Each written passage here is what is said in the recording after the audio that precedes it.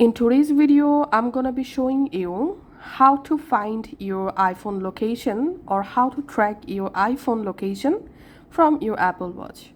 All you have to need, press the crown to go to your app library. In your watch app library, scroll down and here you will find this Find My Device app. Just open it. Under Find Devices, here you get all your connected devices. Just tap on the iPhone, which iPhone you want to track.